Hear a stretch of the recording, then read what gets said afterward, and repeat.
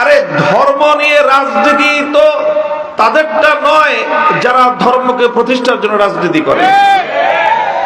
আলহামদুলিল্লাহ আমরা তো আল্লাহর জমিনে আমাদের ওপেন বক্তব্য, পরিষ্কার ঘোষণা, জীবনের লক্ষ্য আমাদের আল্লাহর জমিনে আল্লাহর দ্বীনকে জিন্দা করব, আল্লাহর জমিনে আল্লাহর দ্বীনকে বিজয়ী করব, আল্লাহর জমিনে কোরআনী শাসন কায়েম করব, আল্লাহর জমিনে খেলাফত কায়েম করব।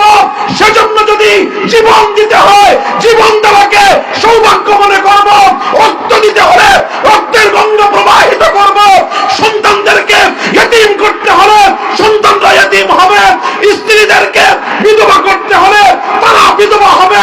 জীবনের বিনিময়ে আল্লাহর জমিনে কোরআনের রাজ কায়েম হলো, এটাই আমাদের চূড়ান্ত স্বপ্ন।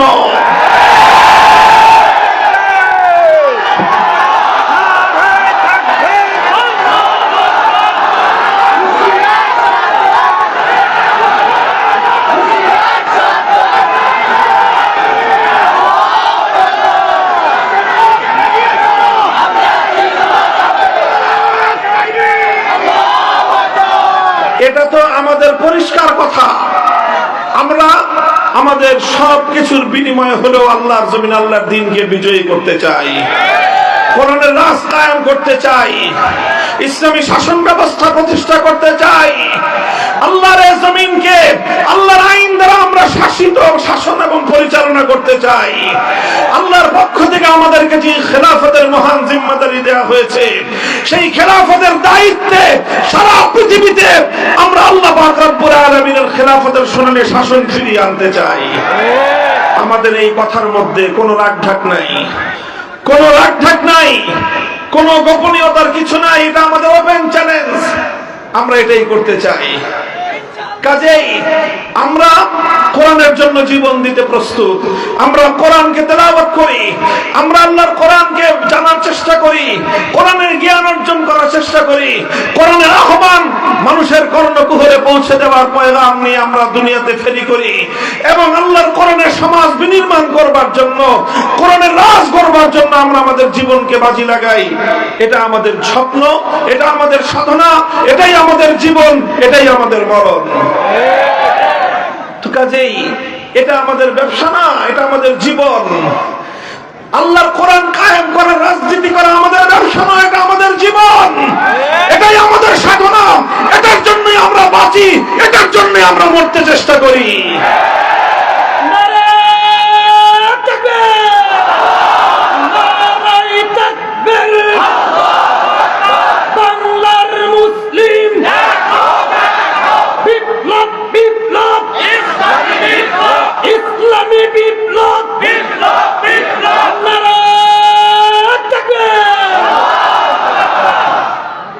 তবে ইসলাম নিয়ে ব্যবসা করে এক শ্রেণীর মানুষ আছে, ধর্ম নিয়ে ব্যবসা করে এক শ্রেণীর মানুষ আছে।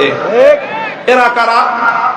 ধর্ম নিয়ে ব্যবসা করে তারা নির্বাচন আসলে যারা মাথায় পট্টি বাঁধে, নির্বাচন আসলে যারা হাতে তসবিহ নেয়, নির্বাচন আসলে যারা মাথায় টুপি পরে মসজিদের মধ্যে গিয়ে মুসল্লিদের সঙ্গে কোরআনের পক্ষে থাকবার জন্য প্রত্যয় ব্যক্ত করে, আবার নির্বাচনের মাধ্যমে মানুষের ভোটটাকে ধোঁকা দিয়ে আদায় করবার পর নির্বাচিত হয়ে যাওয়ার পর আল্লাহর কোরআনের বিরুদ্ধে যারা আইন তৈরি করে। ধর্ম নিয়ে ব্যবসা তারা করে যারা কোরআনের কথা বলে ক্ষমতায় আসবার পর আল্লাহর কোরআনকে উৎখাত করার জন্য তারা আইন তৈরি করে, রাজনীতি করে।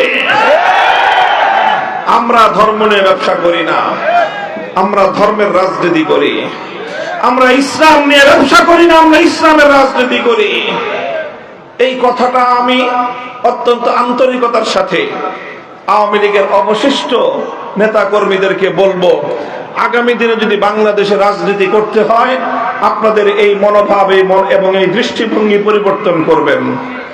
যে ইসলামী রাজনীতিকে ধর্ম ব্যবসা বলা হয় না, ধর্ম ব্যবসা বলা হয় যারা ধর্ম করে না, যারা ইসলামকে মানে না, অথচ ইসলামকে তারা মানুষের সামনে নিজের অচল মালকে পরিচালিত করবার জন্য, নিজের অবৈধ উদ্দেশ্য চরিতার্থ করার জন্য ইসলামের নামকে যারা স্বার্থ হিসেবে ব্যবহার করে, তারা ধর্ম নিয়ে ধর্মের ব্যবসা করে।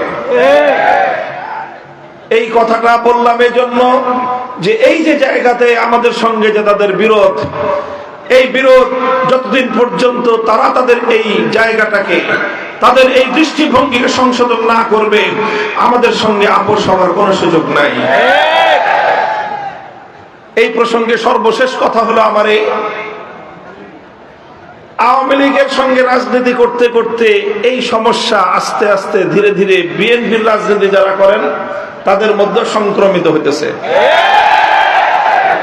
আমি পরিষ্কার পয়গাম দিয়ে দিতে চাই, পরিষ্কার এই বার্তা আমাদের পক্ষ থেকে দিয়ে দিতে চাই, যদি আমাদের রাজনৈতিক দর্শন নিয়ে, আমাদের কোনো পদক্ষেপ নিয়ে, আমাদের কোনো ভূমিকা নিয়ে আপনাদের কোনো আপত্তি থাকে সমালোচনা করবেন, কিন্তু ইসলামী রাজনীতিকে ধর্ম ব্যবসা বলে কটাক্ষজনক আপনাদের কেউ না করে। যদি আপনাদের কোন নেতা, আপনাদের কোন দায়িত্বশীল ইসলামী রাজনীতিকে যদি ধর্ম ব্যবসা বলে কটাক্ষ করার চেষ্টা করে, আপনাদের সঙ্গেও আওয়ামী লীগের মতো আচরণ করতে আমরা দুইবার ভাববো না।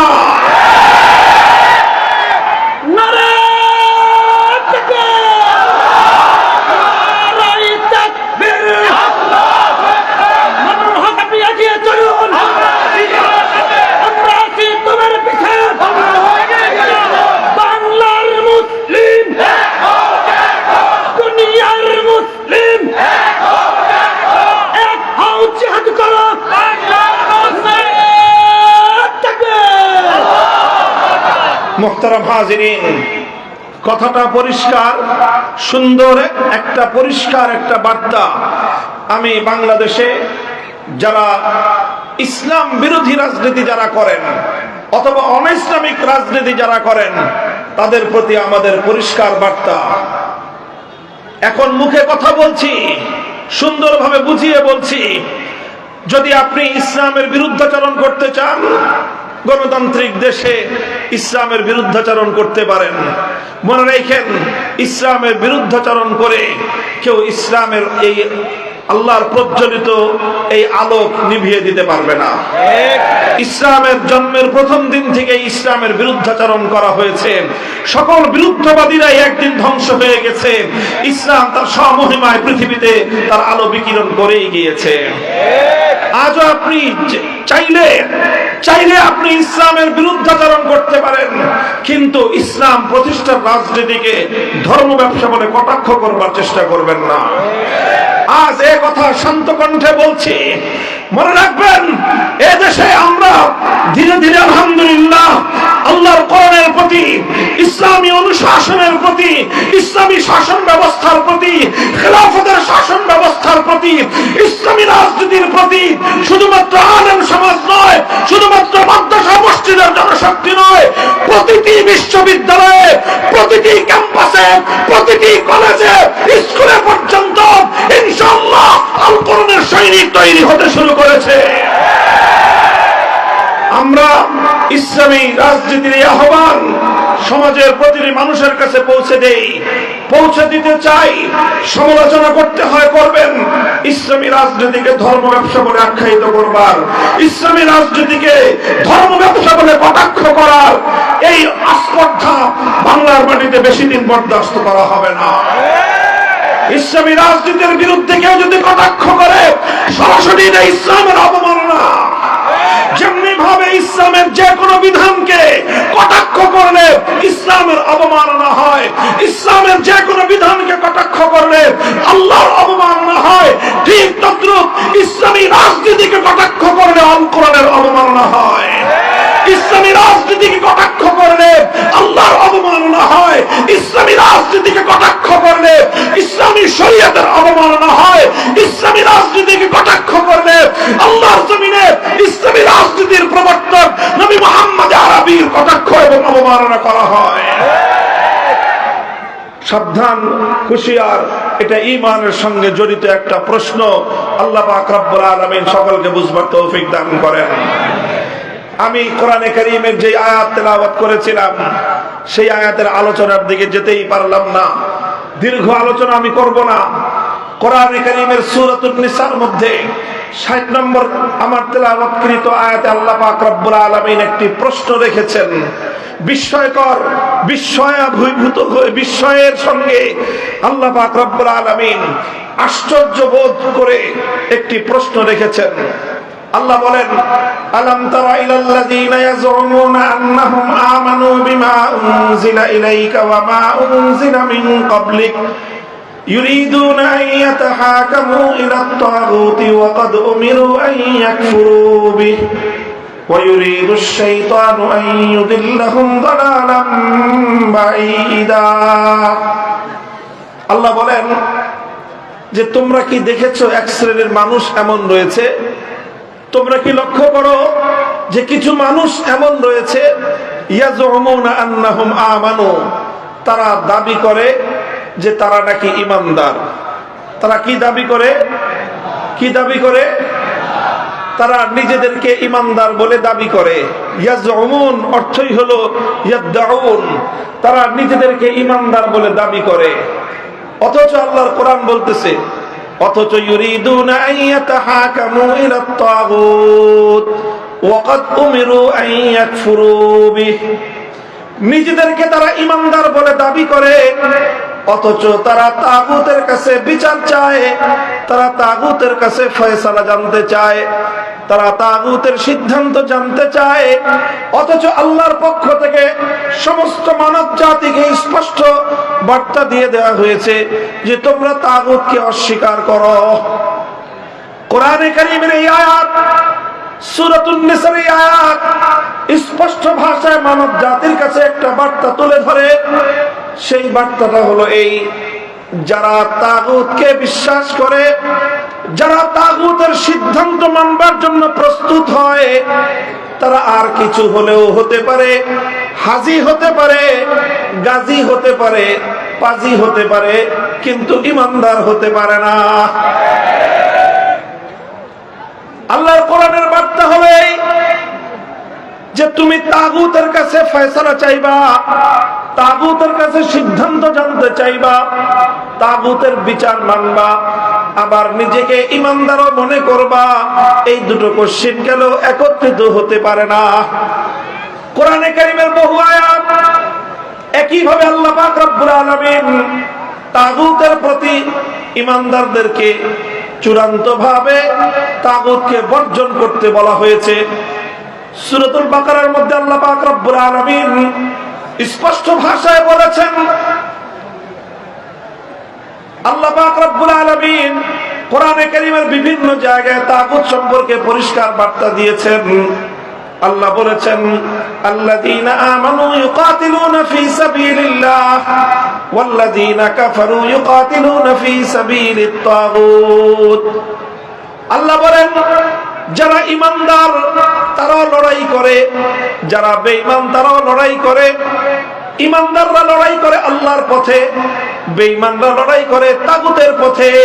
সুতরাং আল্লাহর পথ হলো ভিন্ন, তাগুতের পথ হলো ভিন্ন। আলো এবং অন্ধকার যেমন একাকার হতে পারে না, আসমান আর জমিন যেমন একত্রিত হতে পারে না, ঠিক তেমনি ভাবে আল্লাহর উপর বিশ্বাস এবং তাগুতের উপর আস্থা বিশ্বাস, এই দুটো কোশ্চেন কেন একত্রিত হতে পারে না। যদি আপনি আমি ঈমানদার হতে চাই, মুমিন হতে চাই, তাহলে পরিষ্কার আল্লাহর কোরআন পরিষ্কার সাফ সাফ আমাদেরকে বলে দিয়েছে যে তোমাদেরকে আল্লাহর উপর ঈমানদার হতে হবে, আল্লাহর উপর বিশ্বাসকে অটল এবং অবিচল রাখতে হবে। একই সঙ্গে তাগুতকে তোমার অস্বীকার করতে হবে। তুমি যদি তাগুতকে অস্বীকার করতে না পারো, তাহলে তুমি তোমার ঈমান কোশ্চিন কেন আল্লাহর নিকট গ্রহণযোগ্য হতে পারে না। প্রশ্ন আসতে পারে, তাগুত কাকে বলা হয়? খুব সংক্ষিপ্ত আলোচনার মাধ্যমে আমি আপনাদের সম্মুখে তাগুতের সংক্ষিপ্ত পরিচয় তুলে ধরবো। এটাই আমার আলোচনার সর্বশেষ পয়েন্ট। মুহতারাম হাজিরিন, যুগে যুগে কোরআনে কারীমের যত মুফাসসিরিনগণ তাফসীর লিখেছেন, কোরআনে কারীমের তাফসীর করেছেন, তারা সকলেই তাগুতের পরিচয় তুলে ধরেছেন। সকল মুফাসসিরিনদের আলোচনাকে যদি একত্রিত করা হয়, তাগুত সম্পর্কে মুফাসসিরিনগণ যেই ব্যাখ্যা, যেই বিশ্লেষণ, তাগুতের যেই ডেফিনিশন এবং তার যে সংজ্ঞা তুলে ধরেছেন, তার সারমর্ম হলো এই, তাগুত কাকে বলা হয়? তাগুত বলা হয় আল্লাহ পাক রব্বুল আলামিনের জন্য যেই স্থান, যেই আসন নির্ধারিত, আল্লাহর জন্য যেই মর্যাদাটা নির্ধারিত, আল্লাহর জন্য নির্ধারিত আসন যদি কোনো গায়রুল্লাহকে দেওয়া হয়, কোন গায়রুল্লাহকে যদি আল্লাহর জন্য নির্ধারিত আসনে বসানো হয়, সেই গায়রুল্লাহকেই বলা হয় তাগুত। কথা বোঝা গেল? যেমন ছোট্ট একটা দৃষ্টান্ত দেই, আপনার প্রশ্নের জবাব দিয়ে দৃষ্টান্তটা বুঝতে সহজ হবে। বলেন তো, এই মহাবিশ্বের মধ্যে ইবাদতের উপযুক্ত একমাত্র কে? আরো জোরে বলেন, মহাবিশ্বের মধ্যে ইবাদতের উপযুক্ত একমাত্র কে? আল্লাহ। ইবাদতের উপযুক্ত একমাত্র আল্লাহ।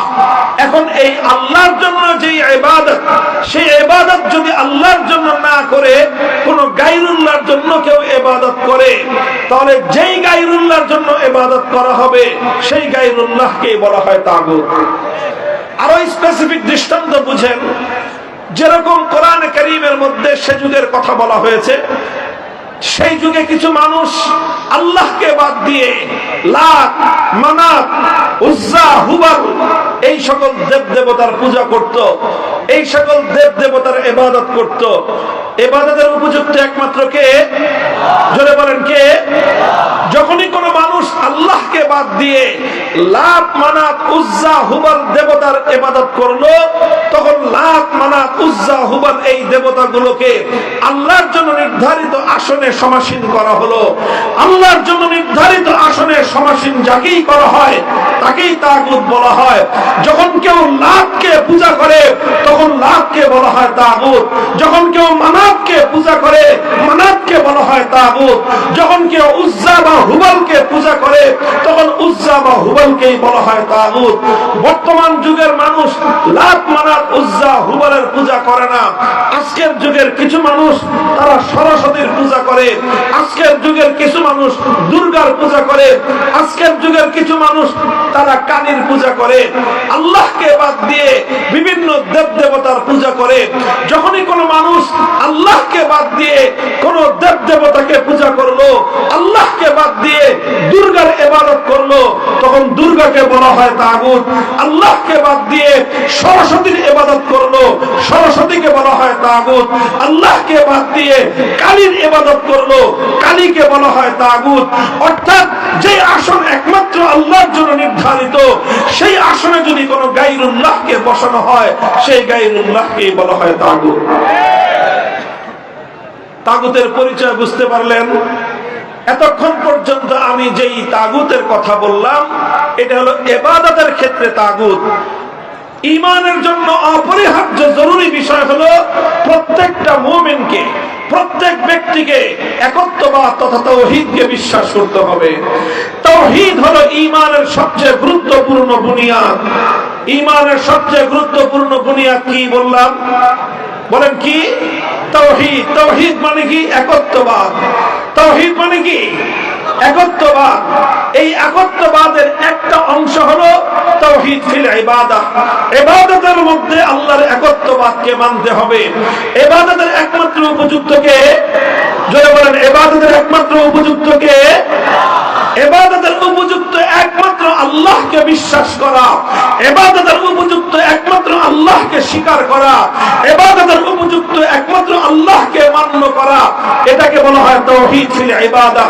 আল্লাহকে বাদ দিয়ে যখন কোন গায়রুল্লাহর ইবাদত করা হয় এটাই হলো শিরক, আর যেই গায়রুল্লাহর ইবাদত করা হলো তাকেই বলা হয় তাগুত। ইবাদতের মধ্যে যেরকম তাওহীদকে বিশ্বাস করতে হয়, ঠিক তাওহীদের আরেকটা গুরুত্বপূর্ণ অংশ হলো তাওহীদ ফিল হাকিমিয়াহ। হাকিমিয়াতের অর্থ হলো এই আসমান এবং জমিন সহ মহাবিশ্বের মধ্যে মাখলুকাতের জন্য, সকল সৃষ্টি জগতের জন্য আইন তৈরি করবার, বিধান তৈরি করবার একমাত্র অধিকার কার? চিৎকার করে বলেন, এই মহাবিশ্বের মধ্যে আইন এবং বিধান তৈরি করবার চূড়ান্ত ক্ষমতা একমাত্র কার? এই মহাবিশ্বের মধ্যে ইবাদতের উপযুক্ত একমাত্র কে?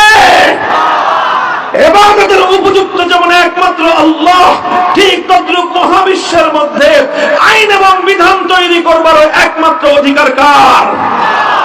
একমাত্র অধিকার হলো আল্লাহর। ইবাদতের উপযুক্ত একমাত্র আল্লাহ। এটাকে বলা হয় তাওহীদ ফিল ইবাদাহ, ইবাদতের তাওহীদ। ঠিক তদ্রুপ আইন এবং বিধান তৈরি করবার ক্ষেত্রে চূড়ান্ত ক্ষমতা একমাত্র আল্লাহর। এটাকে বলা হয় তাওহীদ ফিল হাকিমিয়াহ, অর্থাৎ আইন তৈরি করবার, বিধান তৈরি করবার তাওহীদ। এবার আমি আপনাদেরকে জিজ্ঞাসা করি, কোন একজন মানুষ যদি আল্লাহর ইবাদত করে আবার দুর্গারও পূজা করে, লোকটা ইমানদার না বেঈমান? একজন মানুষ 24 ঘন্টার মধ্যে 23 ঘন্টা 55 মিনিট আল্লাহর ইবাদত করলো, শুধুমাত্র 5 মিনিটের জন্য কোন গায়রুল্লাহর ইবাদত করলো, কোন দেবতার পূজা করলো, আপনারা বলেন দেখি লোকটা ইমানদার না বেঈমান? কারণ কি? সে তো 23 ঘন্টা 55 মিনিট অথবা 23 ঘন্টা 59 মিনিট সে একমাত্র আল্লাহর ইবাদত করলো, আর একটা মিনিট শুধুমাত্র আল্লাহকে বাদ দিয়ে কোন গায়রুল্লাহর ইবাদত করলো। এরপরে কি লোকটা ইমানদার থাকতে পারে? কেন থাকতে পারবে না? কারণ ঈমানের সঙ্গে কোন শিরক গ্রহণযোগ্য হতে পারে। মুহতারাম হাজিরিন, কথাটা এই জায়গায় একটু লক্ষ্য করে বুঝুন, একটু মনোযোগ দিয়ে বোঝার চেষ্টা করুন। বড় এক ভয়াবহ বিপদের মধ্যে মুসলিম উম্মাহকে নিমজ্জিত করে দেয়া হয়েছে।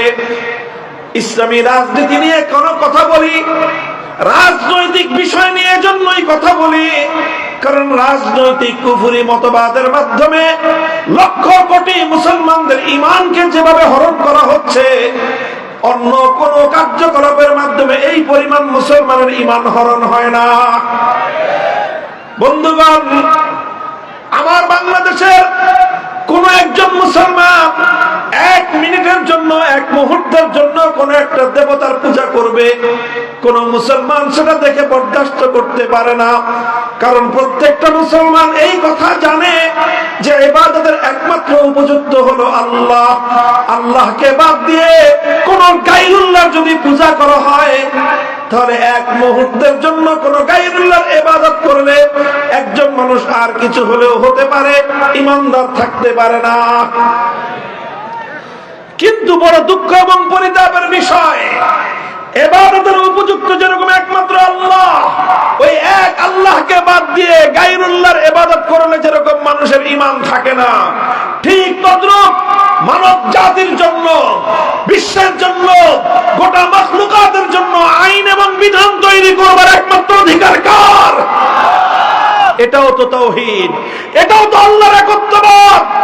অথচ অসংখ্য অগণিত মানুষ ইসলামের নাম ধারণ করে, অসংখ্য অগণিত মানুষ 5 ওয়াক্ত নামাজ পড়ে, অসংখ্য অগণিত মানুষ বছর বছর হজ করে, প্রতি বছর রোজা রেখে, অসংখ্য অগণিত মানুষ মাথায় টুপি পরে, মুখে দাড়ি রেখে, তারা তাওহীদ ফিল হাকিমিয়ার বিশ্বাসকে লঙ্ঘন করে আল্লাহর আইনের জায়গায় গায়রুল্লাহর আইনকে সমান মর্যাদা দিয়ে তারা তাদের ঈমানকে ধ্বংস করে বেঈমান আর মুশরিকে পরিণত হচ্ছে। এই বিষয়ে কোনো কথা নাই। এই বিষয়ে কথা বলতে গেলেই আমাদের টুটি চেপে ধরবার চেষ্টা করা হয়। এই বিষয়ে মুসলমানদেরকে সতর্ক করতে গেলেই বলে যে হুজুররা ওয়াজের মাঠে রাজনীতি করবেন না। আমরা তো রাজনীতি করতে চাই নাই, কিন্তু যখন আমরা দেখি রাজনীতির মাধ্যমে সরল প্রাণ মুসলমানদের ঈমান হরণ করা হয়, তখন সেই কুফরি রাজনীতির বিরুদ্ধে কথা বলা আলেমদের ফরজ। সেই কুফরি রাজনীতির বিরুদ্ধে তখন কথা বলা, উম্মতকে সতর্ক করা প্রত্যেকটা ঈমানদার আলেমের দায়িত্ব এবং কর্তব্য হয়ে দাঁড়ায়। মুহতারাম হাজিরিন, এই কথা অনেক লম্বা দীর্ঘ একটা আলোচনার বিষয়।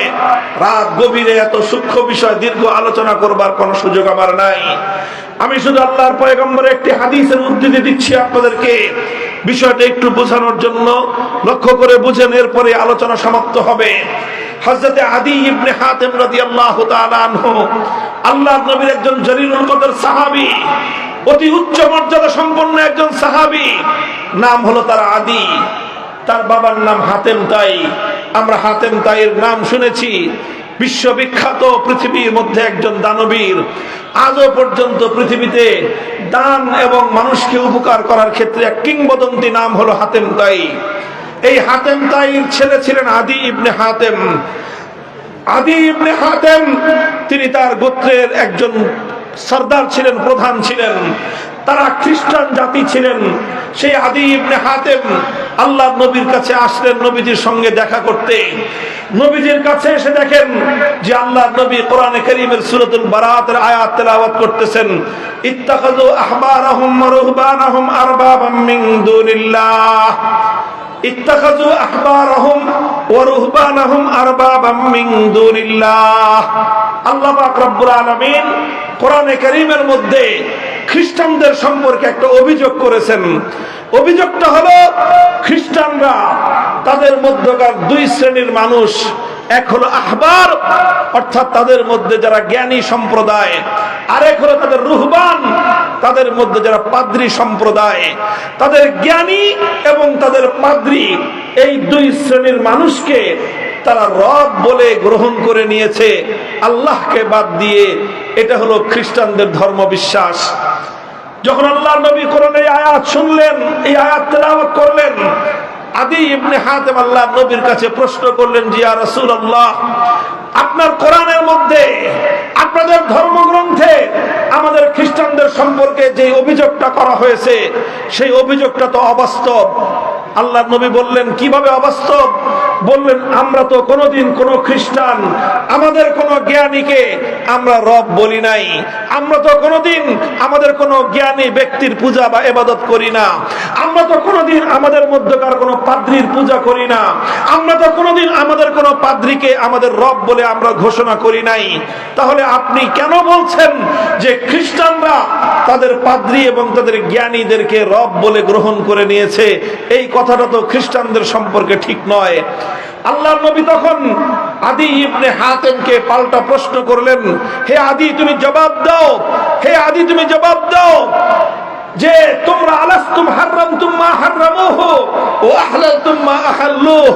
তুমি আমাকে একটা জবাব দাও, তোমাদের খ্রিস্টানদের মধ্যে এমন কোন রীতি আছে কিনা যে আল্লাহ পাক রব্বুল আলামিন কোন একটা জিনিসকে বৈধ বলেছেন, অথচ আল্লাহর সেই হালালকৃত বৈধ জিনিসটাকে তোমাদের জ্ঞানী এবং পাদ্রীরা মিলে যদি অবৈধ ঘোষণা করে দেয়, তখন খ্রিস্টান তোমরা সম্প্রদায়, তোমাদের জ্ঞানীদের, তোমাদের সুশীল সমাজ যখন সেটাকে অবৈধ বলল, আল্লাহ বৈধ বলেছেন, হালাল বলেছেন, তোমাদের সুশীলরা যখন সেটাকে হালাল অবৈধ বলে দেয়, তোমরা সেটাকে অবৈধ বলে মেনে নাও। আবার বিপরীতে আল্লাহ যেটাকে অবৈধ করেছেন, আল্লাহ যেটাকে হারাম করেছেন, তোমাদের জ্ঞানী সম্প্রদায়, পাদ্রী সম্প্রদায় মিলে সেটাকে যখন বৈধ বলে দেয়, তখন তোমরা সেটাকে বৈধ বলে মেনে নাও। বিষয় তো খ্রিস্টানদের মধ্যে আছে। খ্রিস্টানদের মধ্যে এমন অহরহ ঘটনা ঘটে যখন তাদের আল্লাহ প্রদত্ত কোন বিধান, আসমানি শরীয়তের কোন বিধান যখন তাদের পছন্দ হয় না, আল্লাহ যেটাকে বৈধ করলেন এটা তাদের পছন্দ হয় না, তখন তাদের পাদ্রীরা এবং তাদের জ্ঞানীরা মিলে সেটাকে অবৈধ ঘোষণা করে দেয়, আর খ্রিস্টান সম্প্রদায় সেটাকে অবৈধ বলে মেনে নেয়। আবার যখন আল্লাহ যেটাকে অবৈধ করেছেন সেটা তাদের করতে মনে চায়, তখন তাদের জ্ঞানী এবং তাদের পাদ্রী সম্প্রদায় বলে বসে তারা একটা আইন পাশ করে দেয় যে এখন থেকে এটা বৈধ। তখন গোটা খ্রিস্ট সম্প্রদায় সেটাকে বৈধ বলে মেনে নেয়। এই বিষয়টা আছে। আল্লাহ রাসূল তখন বললেন, ফাতিলকা ইবাদাতুহুম, হে আদি তুমি মনে রেখো কোনটা মানুষের জন্য বৈধ হবে, কোনটা অবৈধ হবে, কোনটা আইনসম্মত হবে, কোনটা বেআইনি হবে, সেটা নির্ধারণ করবার চূড়ান্ত ক্ষমতা একমাত্র আল্লাহর। দুনিয়ার কোন মানুষ আল্লাহ পাক রব্বুল আলামিনের কোন বৈধকে অবৈধ ঘোষণা করতে পারে না। আল্লাহর কোন অবৈধকে দুনিয়ার কোন মানুষ বৈধ ঘোষণা করতে পারে না। যে মানুষ আল্লাহর বৈধকে অবৈধ বলবে, যে মানুষ আল্লাহর অবৈধকে বৈধ বলবে, সে সরাসরি আল্লাহর সঙ্গে টক্কর দিল, সে আল্লাহর সঙ্গে বিরোধ করলো। এই পৃথিবীতে সে হলো সবচেয়ে বড় তাগুত। মুহতারাম হাজিরিন, বড় দুঃখ এবং পরিতাপের বিষয় হলো এই যে এক মিনিটের জন্য আল্লাহর জায়গায় কোন গায়রুল্লাহর ইবাদত করলে কোন মানুষ ঈমানদার থাকতে পারে না। এই কথা সবাই মানে, এই কথা সবাই বিশ্বাস করে, অথচ আজ পাশ্চাত্য রাজনীতি আমাদের সমাজের মধ্যে এমন এক ভয়ঙ্কর রাজনৈতিক দর্শন চাপিয়ে দিয়েছে, যেই রাজনৈতিক দর্শনের মাধ্যমে সমাজের কিছু নির্বাচিত মানুষ কোন একটা সংসদে বসে অথবা কোন একটা মন্ত্রণালয়ে বসে, মন্ত্রী পরিষদের বৈঠকে বসে আল্লাহর কোরআনের অসংখ্য আইনকে তারা পরিবর্তন করে দিচ্ছে, আল্লাহর কোরআনের বিধানকে তারা পরিবর্তন করে দিচ্ছে। আর হাজার হাজার লক্ষ লক্ষ মানুষ টুপি পরে নামাজ পড়ে, অথচ আল্লাহর কোন আইনকে যখন পরিবর্তন করে দেওয়া হয় তখন তারা সকলেই সেই মানুষের বানানো আইনকে আল্লাহর আইনের পরিবর্তে তারা মেনে নেয়। ও দোস্ত, পৃথিবীতে এর চেয়ে বড় শিরক আর কিছুই হতে পারে না। মুহতারাম হাজিরিন, আখেরি পয়গাম আপনাদের কাছে এটাই বলতে চাই, পৃথিবীতে মুসলমানদের মধ্যে অভিশাপ ছিল না। 600 বছর পর্যন্ত পৃথিবী মুসলমানরা শাসন করেছে। কোনদিন কোন মুসলিম জাতির মধ্যে এমন চিন্তাও কেউ করে নাই যে আল্লাহর আইনকে পরিবর্তন করে মানুষ কোন আইন তৈরি করতে পারে। সর্বপ্রথম মুসলমানদের মধ্যে অভিশাপ তৈরি হয়েছে। অভিশাপ দেখা দিয়েছে চেঙ্গিস খানদের মাধ্যমে, হালাকু খানদের উত্তরসূরিদের মাধ্যমে। তাতারিরা চেঙ্গিস খানের উত্তরসূরি, সেই বর্বর তাতারি মঙ্গোলীয়রা যখন মুসলমানদের বাগদাদকে ধ্বংস করে, মুসলমানদের এলাকাগুলোকে দখল করে নেয়, সেই এলাকায় সর্বপ্রথম তারা আল্লাহর আইন উৎখাত করে আল্লাহর আইনের পরিবর্তে চেঙ্গিস খানের বানানো আইন দিয়ে তারা সমাজকে শাসন করতে আরম্ভ করে। সর্বপ্রথম মুসলমানদের উপরে অভিশাপ চাপিয়ে দেয় কারা? মঙ্গোলীয় তাতারিরা। যখন এই অভিশাপ মুসলমানদের উপর চেপে বসে, এই বিপদ যখন মুসলমানদের উপর চেপে বসে, মুসলমানদের আলেম সমাজ, মুসলমানদের নেতৃত্ব লক্ষ লক্ষ মানুষের রক্তের বিনিময়ে, শাহাদাতের বিনিময়ে এই চেঙ্গিসি ফিতনা আল্লাহর আইনের পরিবর্তে মানুষের বানানো আইনকে মোকাবেলা করার জন্য, মুসলিম সমাজ থেকে উৎখাত করার জন্য তারা অবিরাম সংগ্রাম করেছেন। শাইখুল ইসলাম ইবনে তাইমিয়া রাহমাতুল্লাহি আলাইহি, যার নাম আজ উচ্চারণ করা হয় আরবে এবং আজমে, যেই শাইখুল ইসলাম ইবনে তাইমিয়ার নাম উচ্চারণ না করে দুনিয়ার মুসলিম উম্মাহ আজ এক কদম সামনে চলতে পারে না। সেই ইবনে তাইমিয়া রাহমাতুল্লাহি আলাইহি তার জীবদ্দশায় এই তাতারিদের মোকাবেলা করতে গিয়ে জীবনের দীর্ঘ একটা সময় কারারুদ্ধ থেকেছেন। 6 বার তিনি কারারুদ্ধ হয়েছেন। কারাগারের অন্ধকার প্রকোষ্ঠে তার জীবনের গুরুত্বপূর্ণ সময়, অধিকাংশ সময় অতিক্রান্ত হয়েছে। সব জুলুম সহ্য করেছেন, সমস্ত ত্যাগ আর কুরবানি হাসি মুখে বরণ করে নিয়েছেন, কিন্তু আল্লাহর আইনের পরিবর্তে মানুষের বানানো আইনকে এক মুহূর্তের জন্য মেনে নেন নাই। অনেক ত্যাগ আর কোরবানির মাধ্যমে এক সময় তাতারিদের পতন হয়, অনেক তাতারিরা মুসলমান হয়ে যায়, বাকিরা উৎখাত হয়ে আবার মুসলমানদের উপর, সেই মুসলমানদের উপর থেকে সেই বিপদ দূর হয়ে আবার আল্লাহর আইন এবং আল্লাহর শাসন, আল্লাহর কোরআনের শাসন ফিরে আসে। এইভাবে চলতে চলতে সেই মুসলমানদের সালতানাতে ওসমানিয়ার সময় পর্যন্ত, মুসলমানদের সালতানাতে ওসমানিয়া এবং এই ভারতবর্ষের মোগল সাম্রাজ্য সময় পর্যন্ত আইন চলতো একমাত্র কার? শাসন করত মুসলমান, শাসন করত শাসক, শাসন করত রাজা বাদশাহ, আইন চলত কার? এভাবেই চলছে মুসলমানরা। যখন 1757 সালে সর্বপ্রথম এই ব্রিটিশ বর্ষ, এটা যখন এই ভারতবর্ষকে ব্রিটিশরা দখল করে, মুসলমানদের রাজত্বকে দখল করে, ব্রিটিশরা যখন তাদের গোলামির জিঞ্জির দিয়ে জাতিকে বন্দী করে নেয়, তখন তারা সবচেয়ে বড় যে বিপদটা মুসলমানদের কাঁধের উপর চাপিয়ে দিয়েছিল, তাদের স্বাধীনতা কেড়ে নিয়েছে, দেশ কেড়ে নিয়েছে, সম্পদ কেড়ে নিয়েছে, এটা বড় বিপদ ছিল না। বরং সবচেয়ে বড় বিপদ ছিল ব্রিটিশরা। তারা মুসলমানদের সমাজ থেকে আল্লাহর আইন, আল্লাহর কোরআনের আইন, শরীয়তের আইনকে উৎখাত করে ব্রিটিশ প্রবর্তিত আইন মুসলমানদের উপর চাপিয়ে দেয়। মুহতারাম হাজিরিন, 190 বছর পর্যন্ত ব্রিটিশদের মোকাবেলা করা হয়েছে, সংগ্রাম করা হয়েছে, যুদ্ধ করা হয়েছে, জিহাদ করা হয়েছে, ব্রিটিশদেরকে উৎখাত করা হয়েছে। 1947 সালে 190 বছরের সংগ্রামের মধ্য দিয়ে ব্রিটিশদেরকে উৎখাত করা হয়েছিল। ব্রিটিশদের বানানো আইন দিয়ে আবার মুসলমানরা শাসিত হবে এজন্য নয়। ব্রিটিশরা উৎখাত হয়েছে 1947 সাল থেকে আজ 2025 সাল, কত বছর হয়?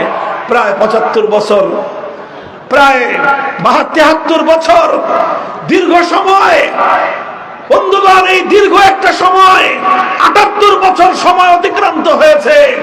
মুসলমানরা একটাই আক্ষেপ, যারা কোরআন বুঝেন, যারা হাদিস বুঝেন, ইসলামের ইতিহাস নিয়ে যারা স্টাডি করেন, আমাদের আক্ষেপ একটাই, 78 বছর আগে ব্রিটিশদেরকে আমাদের পূর্বপুরুষরা রক্তের বিনিময়ে, শাহাদাতের বিনিময়ে, অসংখ্য অগণিত মানুষের জীবনের বিনিময়ে যেই ব্রিটিশদেরকে বিতাড়িত করে আমরা আমাদের মাতৃভূমিকে স্বাধীন করেছিলাম, আমাদের মানচিত্র স্বাধীন হয়েছে, পতাকা স্বাধীন হয়েছে, কিন্তু জাতি হিসেবে আজও আমরা স্বাধীন হতে পারি নাই। বলবেন কেন জাতি হিসেবে স্বাধীন হতে পারলাম না? হে আমার জাতি, শুধু পতাকা, স্বাধীন পতাকা উড়লেই জাতি স্বাধীন হয় না, মানচিত্র স্বাধীন হলেই জাতি স্বাধীন হয় না। কিভাবে তুমি তোমাকে স্বাধীন ভাবো?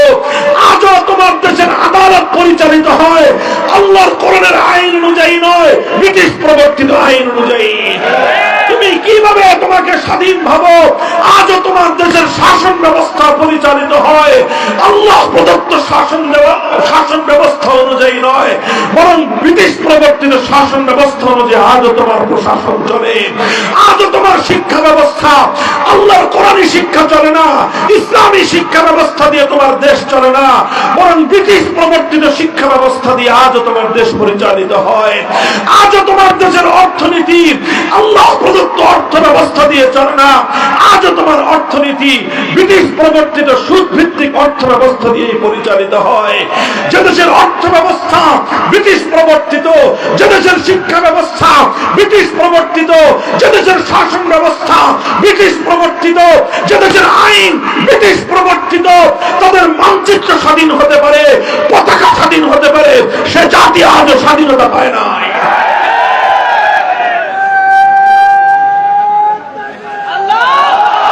ভাই আমার আখেরি পয়গাম, জুলাই এবং আগস্ট বিপ্লবকে দ্বিতীয় স্বাধীনতা বললে কিছু মানুষ সহ্য করতে পারে না, অথচ জুলাই এবং আগস্টের বিপ্লবের মাধ্যমে প্রকৃত অর্থে বাংলার মানুষ নতুন করে স্বাধীনতা পেয়েছে। তবে আমি তার সঙ্গে যুক্ত করতে চাই, আমরা একবার 1947 সালে স্বাধীনতা পেয়েছিলাম ব্রিটিশের গোলামীর শেকল থেকে, আরেকবার 71 সালে স্বাধীনতা পেয়েছিলাম পশ্চিম পাকিস্তানি স্বৈরাচারী খান পাঠানদের জুলুমের হাত থেকে, আবার 2024 সালে নতুন স্বাধীনতা পেয়েছি যুগের নব্য লেডি ফেরাউনের জুলুম এবং স্বৈরতন্ত্র থেকে। তবে শেষ যেই কথাটা, এই 3 স্বাধীনতার পরেও আজও আমরা পরিপূর্ণ স্বাধীনতা পাই নাই। বলবেন হুজুর 3টা স্বাধীনতা পাইলাম এরপরে পরিপূর্ণ হয় নাই। আমি বলবো না, আজও আমরা পূর্ণ স্বাধীন হই নাই।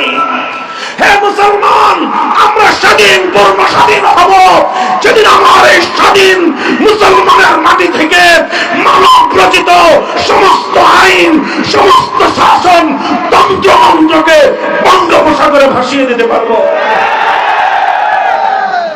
আলহামদুলিল্লাহ, জুলাই এবং আগস্ট বিপ্লবের মধ্য দিয়ে আমরা এখন নতুন করে সেই স্বপ্ন দেখতে শুরু করেছি। আলহামদুলিল্লাহ বলেন, কথা ঠিক না বেঠিক?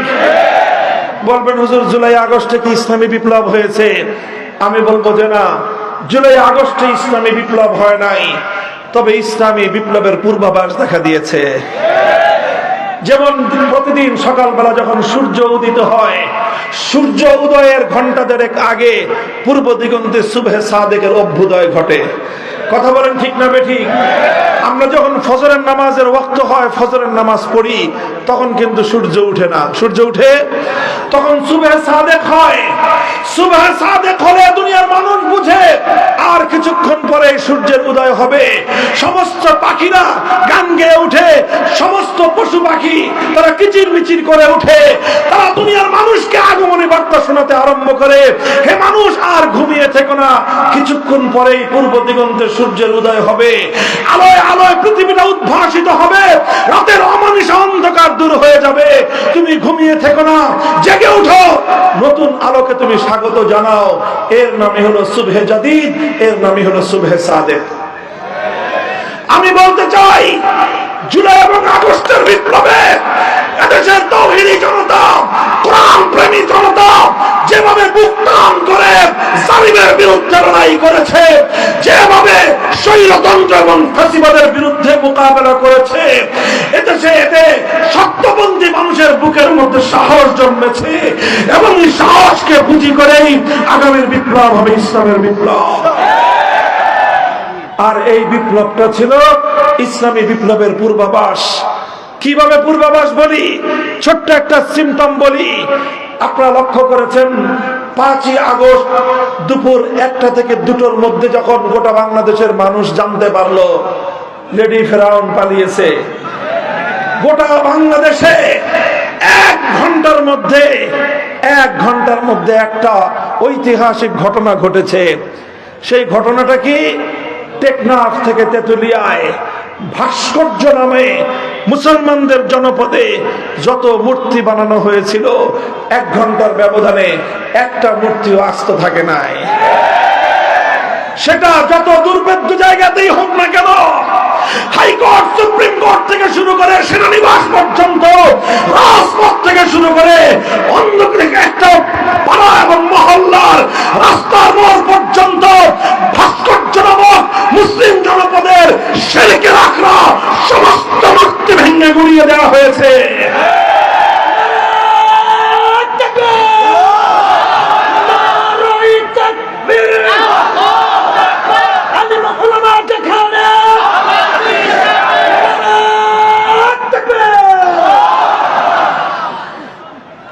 এটা বিপ্লবের সিম্পটম। কারা এই ভাস্কর্যগুলো ভেঙেছিল? বিপ্লবীরা। কথা বলেন ঠিক না বেঠিক? এ থেকে স্পষ্ট একটা বার্তা পাওয়া যায়। এখানে আবার কেউ এটা ভুল বুঝবেন না, আমরা কোনো হিন্দুদের মন্দিরের মূর্তি ভাঙি নাই। কথা বলেন ঠিক না বেঠিক? কোন হিন্দুদের, সংখ্যালঘুদের মন্দির, তাদের বাসা বাড়িতে রক্ষিত কোন একটা মূর্তির গায়ে ফুলের টোকাও দেওয়া হয় নাই। আবার মুসলমানদের জনপদে বানানো কোন ভাস্কর্যজনক মূর্তি একটা আস্ত রাখা হয় নাই। এই জায়গাটা থেকে ইসলামের সৌন্দর্য এবং ইসলামের বিধান পরিষ্কার হয়। মুসলমানরা নিজেদের জনপদে কোন মূর্তিকে বরদাস্ত করে না, কিন্তু অন্য ধর্মাবলম্বীদের ধর্মীয় কোন সংস্কৃতির উপর একটা ফুলের টোকাও দেয় না। এটাই হলো ইসলামের সাম্প্রদায়িক সম্প্রীতির নজির। কথা বলেন ঠিক কিনা?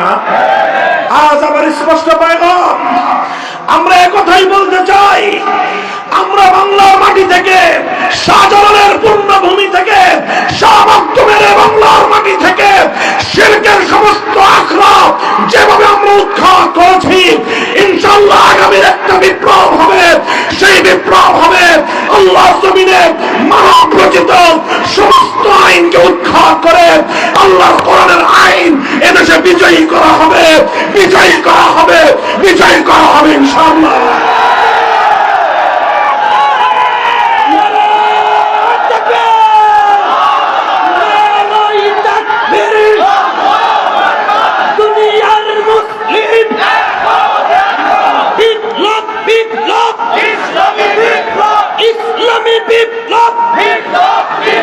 বাংলার ভবিষ্যৎ মুহতারাম হাজিরিন, আমরা আপনাদের কাছে এই পয়গাম পৌঁছে দিতে চাই, আপনারা এভাবে মসজিদ ভিত্তিক সমাজ তৈরি করুন। মুসলমানদের মার্কাজ হবে মসজিদ, মুসলমানদের সংস্কৃতি হবে মসজিদ কেন্দ্রিক, মুসলমানদের প্রতিটি কেন্দ্রের মূল কেন্দ্রবিন্দু হবে মসজিদ। মুসলমানদেরকে মসজিদ বিমুখ করে মূর্তিমুখী করবার যে কোনো হিন্দুয়ানীয় পদক্ষেপতা, ভারতীয় সেই সকল ষড়যন্ত্রকে আমাদের এভাবে রুখে দিতে হবে। প্রস্তুত থাকবেন তো ইনশাআল্লাহ?